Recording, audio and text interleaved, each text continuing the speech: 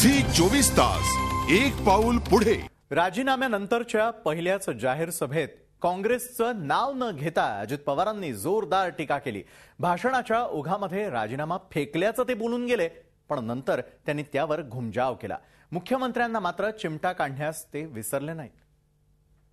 जाणीवपूर्वक राष्ट्रवादी काँग्रेस पार्टीला बदनाम करण्याचा प्रयत्न, मग कुठेतरी भुजबळ साहेबांचं काहीतरी काढायचं, कुठं सुनील तटकरेंचं काढायचं, कुठं माझ्यासारख्या कार्यकर्त्याच्या बद्दल यांनी तर मला राजीनामा मागितलाही नव्हता। मी राजीनामा फेकून द्यायला म्हणलं तुमच्या सत्तेच्या करता आणि पदाच्या करता आम्ही हपापलेलो नाहीये। मी काल राजीनामा फेकला असा शब्द वापरला नाही, तरी एकानी फुटपट्टी लावलीच, अजित पवारांनी राजीनामा फेकला। अरे कशाला, आम्हाला कळते ना, आम्ही काही दूधखोळे आहे काय राजीनामा फेकायला। आज उपमुख्यमंत्री पदासारखं महत्त्वाचं पद किंवा ते जबाबदारी, त्याच्यामध्ये आम्ही राजीनामा दिला आणि ज्यांच्याकडे द्यायला पाहिजे त्यांना दिला। बऱ्याचदा बाकीचे राजीनामा अध्यक्षांच्याकडे देतात, इतर लोकांच्याकडे देतात आणि त्याच्यातनं वेगवेगळ्या पद्धतीनं मग चर्चा घडते। त्या प्रकारे मी राजीनामा दिला, मी राजीनामा फेकलेला नाही।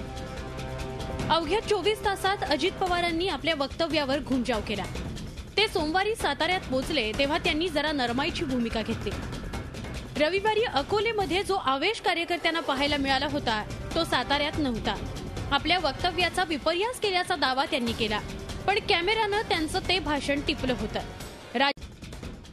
राजकीय जीवनामध्ये काम करत असताना काही जण स्वतःची इमेज जपण्याचा फार प्रयत्न करत असतात आणि काही जण जनतेचे प्रश्न सोडवण्याचा प्रयत्न करत असतात। मी इमेजच्या पेक्षा जनतेचे प्रश्न सोडवण्याला सातत्याने प्राधान्य त्या ठिकाणी दिलेलं होतं, आजही आहे आणि उद्याही राहणार आहे। मंत्रिमंडळातून बाहेर पडल्यानंतर सिंचन विभागाची श्वेतपत्रिका लवकरात लवकर निघावी अशी मागणी त्यांनी लावून धरली आहे। मुख्यमंत्र्यांनी यासाठी पुढाकार घ्यावा अशी मागणी त्यांनी अकोलेतल्या भाषणात केली होती। त्यामुळेच आगामी काळात मुख्यमंत्री त्यांच्या टार्गेटवर असणार हे आता उघड आहे। सिंचनाची श्वेतपत्रिका काढण्यासाठी मुख्यमंत्र्यांनी यापूर्वीच हिरवा कंदील दाखवला आहे। जोपर्यंत श्वेतपत्रिका निघत नाही तोपर्यंत मंत्रिमंडळात परतायचं नाही असं अजित पवारांनी यापूर्वी स्पष्ट केलंय।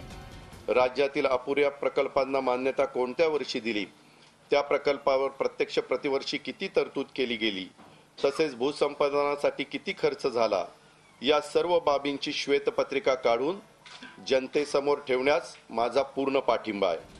सिंचनाची श्वेतपत्रिका जोपर्यंत निघणार नाही तोपर्यंत अजित पवार मंत्रिमंडळात परतणार नाहीत हे उघड आहे। त्यामुळे लवकरात लवकर श्वेतपत्रिका निघावी अशी मागणी आगामी काळात राष्ट्रवादी काँग्रेसकडून होत राहणार आहे। तसंच जलसंपदा मंत्री सुनील तटकरे यांचाही त्यावर भर असणार आहे। पण या सगळ्या प्रक्रियेदरम्यान मुख्यमंत्र्यांची मोठी कसोटी लागणार आहे, कारण आता अजित पवार सत्तेबाहेर असून त्यांची झलक अकोलेतल्या जाहीर सभेत पाहायला मिळाली आहे। झी 24 ताससाठी ब्युरो रिपोर्ट, मुंबई। झी 24 तास एक पाऊल पुढे।